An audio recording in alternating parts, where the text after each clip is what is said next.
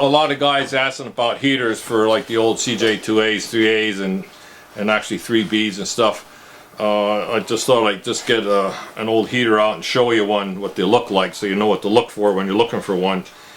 This would be the heater that went over under the dash on the passenger side of the Jeep. On the 2A, 3A, and early 3Bs had them on, and it went up underneath the dash.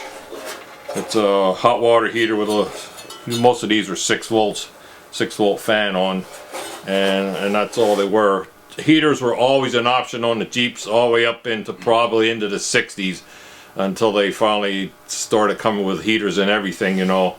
But when they were bought new, especially back in the 2As and 3As and stuff, that was always an option. So there are a lot of Jeeps that were bought without heaters, especially if they were down south.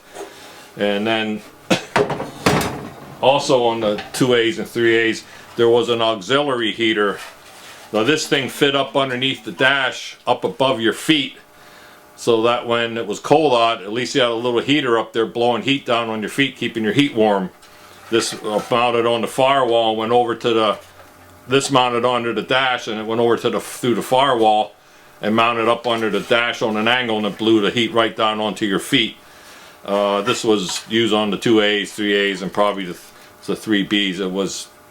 It's actually a pretty rare accessory. You don't see a whole lot of these around.